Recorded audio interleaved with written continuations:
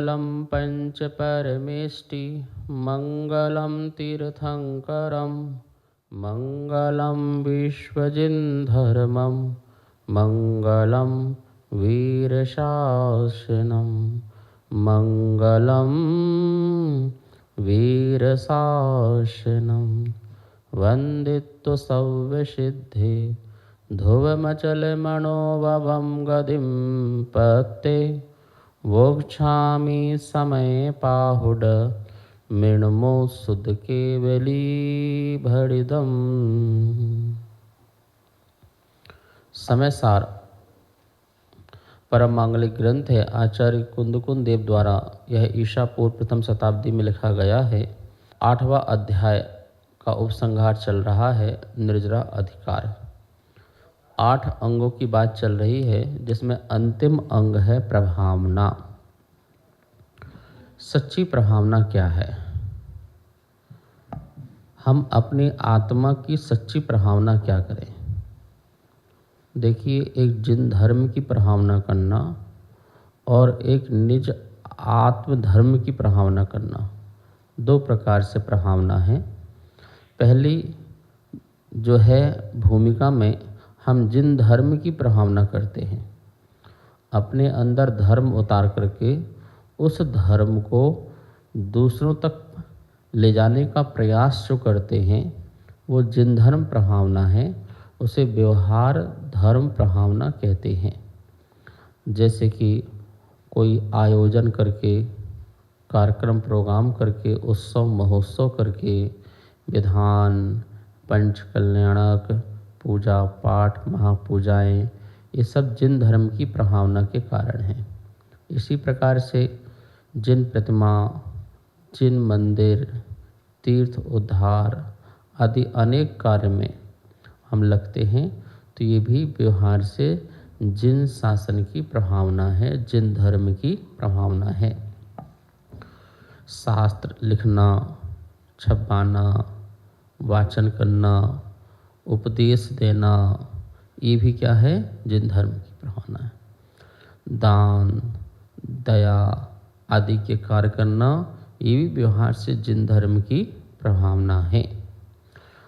जीवों पर करुणा करना, उनकी रक्षा करना, उनको अभयदान देना, 4 प्रकार के जो दान कहे हैं, वो भी जो है व्यवहार से धर्म कहे गए हैं, वो भी प्रभावना है। वो कैसी है? व्यवहार प्रभावना है।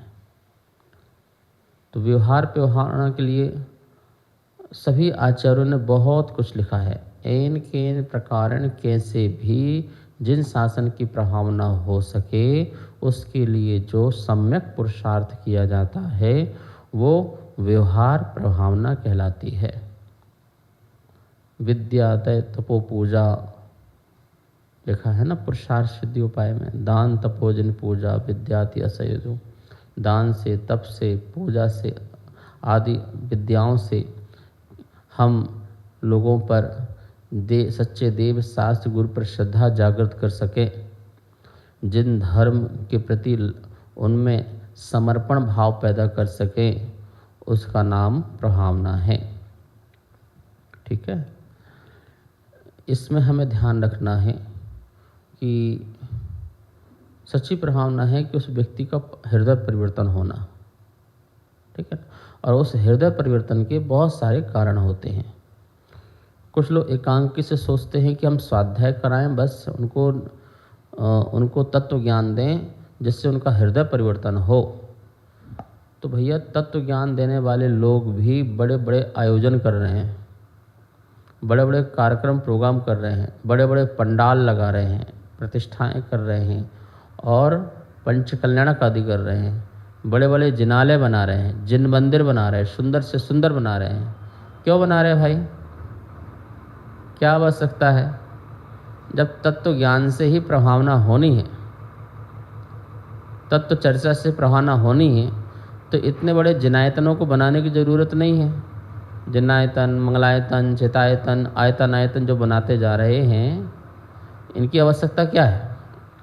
गुणायतन आदि की आवश्यकता क्या है? ठीक है। क्योंकि तत्व चर्चा से ही तो प्रभावना होनी है। तो हमें आदमी का हृदय परिवर्तन करना है तो तत्व चर्चा से परिवर्तन करना है। वो बोलते ज्ञान से प्रभावना होती है। भाई ज्ञान से प्रभावना के साथ साथ तप और चारित्र से भी प्रभावना होती है। महिमा मंडित किया जाता है जिन शासन जिन धर्म को, तो भी उससे प्रभावना होती है।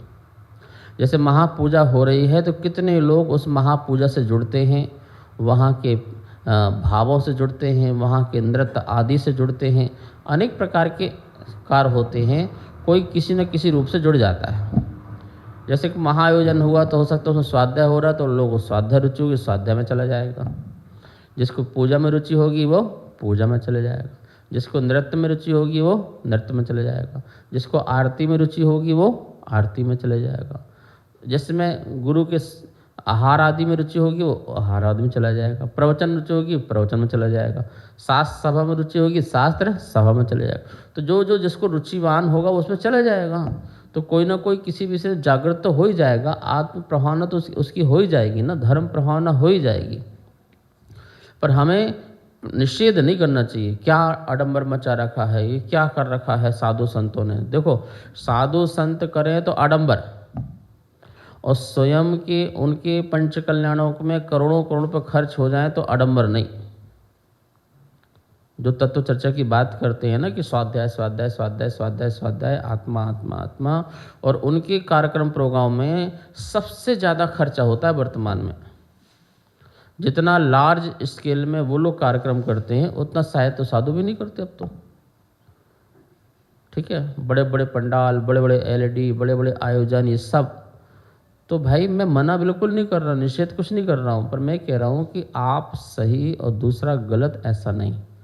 जैसे भी जिसके द्वारा जिन शासन की प्रभावना होती हो, पर इतना याद रखना है सिर्फ जिन शासन की प्रभावना का ध्यान रखना है, अपनी प्रभावना का ध्यान नहीं रखना है। जहाँ तुमने अपनी प्रभावना सोची वहाँ पर तुम प्रभावना अंग का पालन करने वाले नहीं रहे। पंचायत अपना कल्याण सोच रहा हो तो वो प्रभावना नहीं है। पंच परमेष्टि का कल्याणक सोच रहा हो तो प्रभावना है। पंच परमेष्टि के कल्याणक मनाइए, धूमधाम से मनाइए, कोई छोटे रूप में, कोई बड़े रूप में, कोई और बड़े रूप में, जिसकी जैसी सामर्थ्य शक्ति हो, समाज की जिस प्रकार की व्यवस्था हो करो, वो प्रभावना है। जय जयकार करो, लेकिन अपनी जय जयकार करो, अपना सब कुछ नाम करो, अपने नाम के लिए करो, अपनी ख्याति के लिए करो, ये सही नहीं है। मेरे सानिध्य में इतने कार्यक्रम हुए और मैंने समाज से करवा लिए। आजकल क्या ट्रेंड चला गया, आपके मंदिर आएंगे, वेदियों में देखेंगे, बोलेंगे यहाँ एक भगवान और होना चाहिए। तो कौन से भगवान होना चाहिए? ये वाले भगवान होना चाहिए। चांदी के हो जाएंगे, सोने के हो जाएंगे, स्फटिक के हो जाएंगे, और तुरंत समाज की सद्भावनाओं के साथ खेला और समाज ने तैयार हो गई, प्रतिमा बन गई, बोले पंचना करो। अब एक प्रतिमा का क्या पंच कल्याण? चलो ठीक है, आपकी भावनाएं थी, समाज ने स्वीकार कर लिया, अच्छी बात है। तो वो समाज जहाँ पर पूर्ण पंच कल्याणक हो रहा हो, पूर्ण पंच कल्याणक का अर्थ समझ में आता है? जहाँ पर नवीन मंदिर बना, नवीन वेदी बनी, नवीन शिखर बना, और उसमें उसका जो पंच कल्याणक है वो पूर्ण पंच कल्याणक है, और उसका होना चाहिए। एक बार तो उसका बनता है, होना ही चाहिए। सुनो, पहले तो बड़े बड़े मंदिर बने, कहीं और से प्रतिमा लेकर के पंचना करा के प्रतिमा रखी गई हैं, इतनी सामर्थ्य नहीं थी। लेकिन ठीक है, जो नवीन मंदिर बना, नवीन प्रतिमा बनी, पूरा शिखर बना नया, उसका आप पूरी तरह से पंचना कीजिए, क्योंकि वहाँ की भूमि शुद्धि हो, वहाँ की वेदी शुद्धि हो, वहाँ पर देवी देवताओं का आवाहन हो, भक्ति हो, अस्य हो, चमत्कार हो, इस उद्देश्य से वहाँ होना चाहिए। ठीक है, लेकिन जहाँ ऑलरेडी सालों से मंदिर चल रहा है, वेदियाँ हैं, प्रतिमाएँ हैं, सब कुछ है, अब वहाँ पंचना की क्या ज़रूरत है? यदि कोई एक आध प्रतिमा रखनी भी हो तो कहीं पूर्ण पंच कल्याणक हो रहा हो, वहाँ से जाकर के प्रतिष्ठा करा लें और रख दें। पर वो जो साधु संत आए, विद्वान जो भी आया हुआ है, वो प्रेरणा उसने इसलिए नहीं दी कि तुम्हारे एक प्रतिमा रखी जाए। उसने प्रेरणा तो इसलिए दी है कि प्रतिमा रखो, मेरे सानिध्य में क्या कराओ? पंच कल्याणक कराओ। तो पंच कल्याणक तो हो गए, शांतिनाथ विधान जैसे हो गए। डेली के जो विधान होते हैं उस प्रकार के हो गए भैया। वो महाप्रतिष्ठा है, बड़ा महा आयोजन है। ऐसे महाआयोजन को ऐसे नहीं किया जाता है, खिलवाड़ नहीं किया जाता है, ठीक है ना। उसको हमें सही तरीके से करना चाहिए। पूर्ण जहाँ पर कार्यक्रम हो रहे हो वहाँ पर करना चाहिए। अभी मेरे पास 2 प्रतिमा आई विदेश से, वहाँ पर एक पंचनाक होना है, तो मैंने कहा कहीं करा लो। बोले नहीं आपसे कराना। तो मैंने एक दिन में एक कमरे में ही 5-10 लोग के बीच में करा दिया, बस वो भी तो ठीक हो गया। जो 5 लोग 6 लोग 7 लोग बैठे थे, पात्र मुख्य पात्र, जिनकी कोई राशि नहीं, कोई धन नहीं, कुछ नहीं, सामग्री ली और सुबह से शाम तक में 5 कल्याणक की शुद्धि करा दी, मंत्रों सहित, क्रियाओं सहित। जो बाहरी प्रोग्राम मंच के होने थे वो हटा दिए, बाकी जो पूरा प्रतिष्ठा पाठ का जो कार्यक्रम करना था वो किया और प्रतिमा होकर शुद्ध हो गई। अमेरिका भी चली गई, कोई दिक्कत नहीं। लेकिन मैं उन 2 प्रतिमाओं के लिए फिर बड़ा पंडाल लगाऊं, बड़ा आयोजन करूं, बड़ी प्रभावना करूं, ये भी आडंबर सही नहीं है, ठीक है। बात यहाँ पर चल रही थी धर्म प्रभावना में अपनी आत्म प्रभावना न छूट जाए। आत्म प्रभावना मतलब अपने आत्म विशुद्धि की भाव, ख्याति प्रभावना का ध्यान रह जाए बस, ये भी सही बिल्कुल नहीं है। तो व्यवहार प्रभावना और निश्चय प्रभावना, दोनों प्रभावना सम्यक दृष्टि की गुण हैं। व्यवहार प्रभावना में वो जिन धर्म, जिनागम, जिनचेत, जिनचेत्यालय, इस संबंधी श्रद्धा भाव रखते हुए इनका अधिक से अधिक लोगों तक उनका ज्ञान पहुंचाना, उनकी बातें पहुंचाना, उनके प्रति लोगों पर श्रद्धा पैदा करना, उनके प्रति समर्पणता पैदा करना प्रभावना है। हमारे जिन सेन स्वामी जी ने लाखों लोगों को जिन धर्म में लगाया, लगाया नहीं लगाया, बोलिए। गांव की गांव जो धर्मी से विधर्मी हो गए थे, ऐसा काल आया, उस काल में अपने धर्म को भूल गए, ठीक है। और उन्हें आकर के गांव-गांव में आकर के उनको सिखाया, समझाया और करके फिर उसके लिए सबको गोत्र आदि दे करके वह धर्म बचाया। और सारे गांव की गांव, शहर की शहर, फिर जिन जैन बन गए। शांति सागर जी महाराज ने कितनों को मिथ्यात्व छुड़ाया। घर घर में मिथ्यात्व फैल गया था। बहुजन लोगों की संगति से उनके सारे देवी देवता, उनकी सारी क्रियाएं, उनका सारा क्रियाकांड जैनों के घर में घुस गया था और अभी भी घुसा हुआ है, अभी भी प्रवेश है। अच्छे से अच्छे लोग जो रोज पूजा पाठ अभिषेक करते हैं और अपने आप को साध्य प्रेमी समझते हैं, उनके घर में भी दूसरे धर्मों के क्रियाकांड रखे हैं। भाई जब वो आपके क्रियाकांड नहीं रखते हैं तो आप उनके क्रियाकांड क्यों रखोगे? और फिर चलो सम्यक हो तो स्वीकार भी कर लें। एक मुस्लिम ऐसा धर्म है जो किसी के धर्म की बात को स्वीकार नहीं करता, लेकिन चाहे वो सनातनी हो, चाहे बुद्ध हो, चाहे जैन हो, चाहे ईसाई हो, सब ये लोग क्या करते हैं, मिक्स हो जाते हैं और ये सबके स्वीकार कर लेते हैं। आप जिन संस्कारों में पले अपने संस्कारों में रहो, कोई किसी पर जोर जबरदस्ती ना करे। सब अपने अपने को राइट बोल रहे हैं और बात में ये रॉन्ग है, ये राइट है, ऐसा भी बोलते हैं। हम जिन धर्म में पैदा हुए हैं, महावीर के धर्म में पैदा हुए हैं, अहिंसा आदि धर्म हमारा है, हम वही क्रियाकांड करेंगे, क्रियाकर्म करेंगे, कर्मकांड करेंगे जिसमें हमारा जिन शासन अलाउ करता है, जिसमें हमारा अहिंसा सत्य आदि का पालन होता हो, ये हम उस धर्म का पालन करने वाले लोग हैं। ऐसी बात का ध्यान रख। तो मैं कह रहा घर घर में मिथ्यात्व भर गया था, तो आचार्य शांति सागर जी की सच्ची प्रभावना थी। वो आहार तभी उठते जब तुम मिथ्यात्व का त्याग करोगे। मेरे को आहार दे रहे हो, मिथ्यात्व का त्याग करो। घर में मिथ्यात्व सब अलग करो और त्याग करो। आज से सच्चे देव, सच्चे शास्त्र, सच्चे गुरु को समर्पण रखो रहे हुए। ये सच्ची प्रभावना है, मिथ्यात्व का त्याग कराना उन लोगों का। व्यक्तियों का। आप देखो कितना मिथ्यात्व घर घर में हो रहा है, सारा भरा हुआ है। हमारे ये कुल देवता हैं, हमारी ये कुल देवी हैं, हमारा ये है, हमारा पितृदान है, हमारा मातृदान है, क्या क्या श्राद्ध है, ये है वो है। ये आपके जिन शासन में नहीं है। जिन शासन बहुत साफ सुथरा है, वीतराग भगवान को स्वीकार करना है बस। कोई भी आपके धार्मिक कार्य हो या घर के मांगलिक कार्य हो, उसमें सिर्फ आपके सिद्ध भगवान अरहंत भगवान ही चलते हैं, उन्हीं को चलाना चाहिए। आप देखो कितनी 53 क्रियाएं दी हैं, सिद्ध भगवान की आराधनाएं दी हैं सब में। अनंत भगवान पंच परमेष्टि की आराधना दी है, आप वो कीजिए बस। कुछ भी काम करना हो आपको, छोटी सी बात है, बच्चे की नज़र उतारना, नमो का पढ़ो, उतारो, काम खत्म भाव से। आपको कुछ भी ऐसा कार्य भी करना है, उसमें आपका भगवान होना चाहिए, पंच परमेष्टि होना चाहिए, वो स्वीकार है, वो सच्ची प्रभावना है।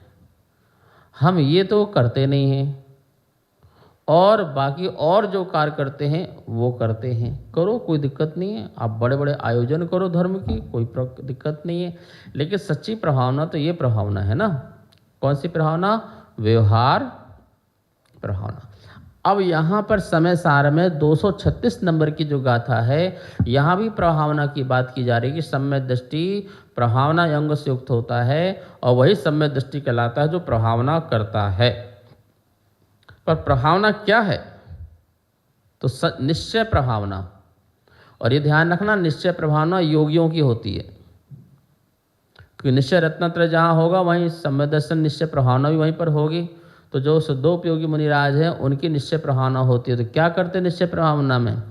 विचारह मारूढ़ो मनोरह पहे शुभमयी जो चेदा, सो जिन्नाण पहावी सम्मा दिट्ठी मुणे दवो, सद ज्ञान रथ आरूढ़ हो जो भ्रमे मन रथ मार्ग में, वे प्रभावक जिन मार्ग के सद दृष्टि उनको जाने ना।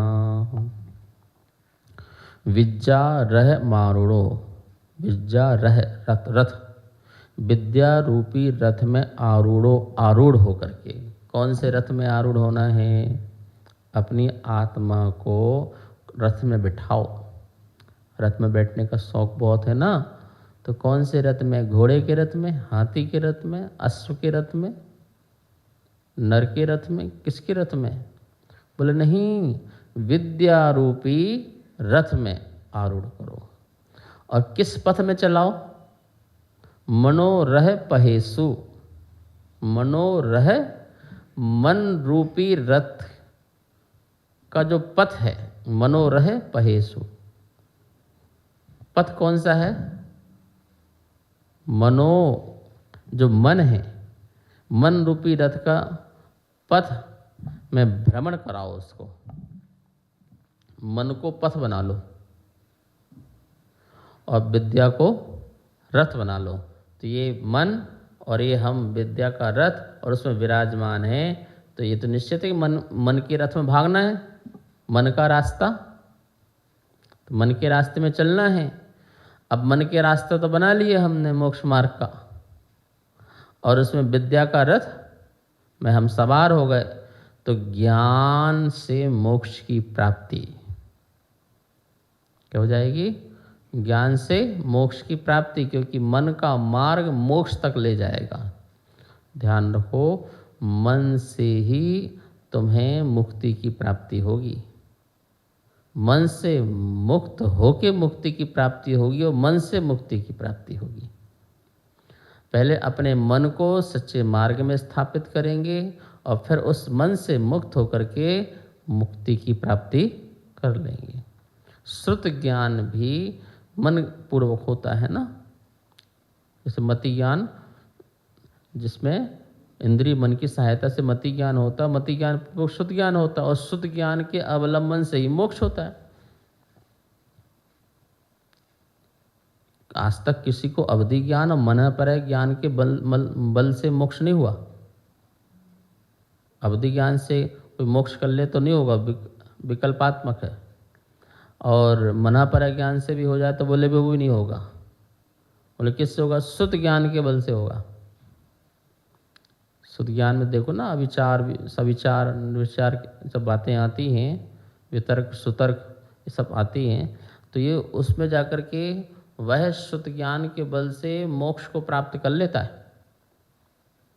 तो बोले शुद्ध ज्ञान जो है उसके विद्या रूपी रथ में विराजमान करो अपने को, वही शुद्ध ज्ञान में, वही विद्या में, वो शास्त्र में, वो ज्ञान में, भगवान के ज्ञान में या आत्मज्ञान में अपने को स्थापित करो। और उसे मनोरह पहेशु, मन रूपी रथ के पथ में, मन रूपी रथ के पथ में भ्रमण करने वाला जो चेतना है, सो जिन्नाण पहावी, उस जिनेंद्र की प्रभावना करने वाला सम्मा दिट्ठी मुड़े दब्बो, वो सम्यक दृष्टि है। देखो भगवान की प्रभावना, जिनेंद्र भगवान की प्रभावना कहाँ पर होगी? तुम्हारे आत्मा में प्रकट होगी। वही जो अपनी चेतना में जिनेंद्र भगवान की प्रभावना करता है, अर्थात जो उन्होंने कहा था उसका अनुभव करता है, अनुभूति में लाता है, तो वो सच्ची प्रभावना है। ठीक है। अब इस गाथा को कोई ये कहे कि भैया देखो ऐसा लिखा है इसलिए 7 स्वाध्याय में लगो, 7 स्वाध्याय कराओ 24 घंटे 24 घंटे। ठीक है, अच्छी बात है, करना चाहिए। ये भी एक अवीक्षण ज्ञान उपयोग है, ये भी 16 कारण भावना में एक भावना है, ये भी होना ही चाहिए। लेकिन शास्त्र से हटकर भी जो है अपना सद्ज्ञान प्रकट करना, ठीक है ना। पर ज्ञान और स्व ज्ञान में बहुत अंतर है। पर ज्ञान जो है जैसे आपकी छत के ऊपर टंकी में रखा हुआ पानी पर ज्ञान है, और जैसे आपके कुएं का पानी वो स्व ज्ञान है। समझे? टंकी क्या है? भरना है ना, और उसको यूज करना है। तो क्या हो जाओगे? खाली हो जाओगे। भरोगे, यूज करोगे, खाली हो जाओगे। भरोगे, यूज करोगे, खाली हो जाओगे। दूसरे का ज्ञान लोगे, थोड़ा यूज किया और खत्म। यही चलता रहेगा। उधारी का काम है, उद्धार का काम नहीं है। लेकिन कुएं का पानी तुम्हारा पानी है, जितना निकालोगे उतना ही भरता जाएगा, अपने आप भरता जाएगा। निकालते जाओ, भरता जाएगा। उस ज्ञान का आनंद लेते जाओ, फिर ज्ञान, फिर ज्ञान, फिर ज्ञान, फिर ज्ञान, फिर ज्ञान। खाली ही नहीं होना।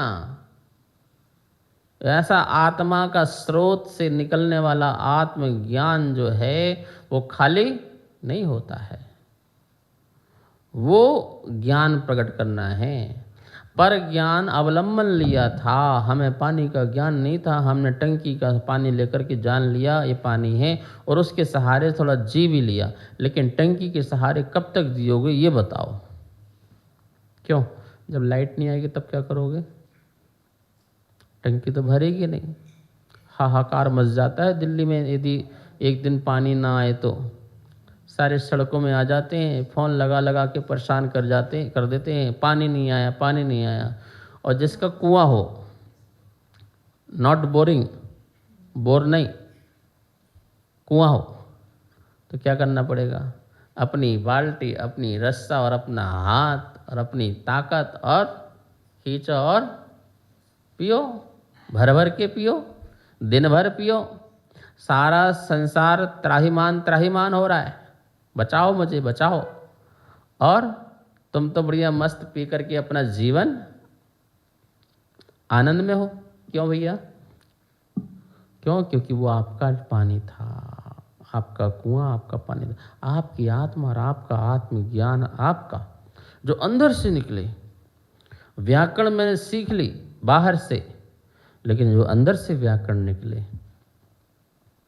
बाहर से मैंने शास्त्र पढ़ लिए, लेकिन जो मेरा अंदर से शास्त्र निकले, भगवान पढ़ के बोलते हैं क्या?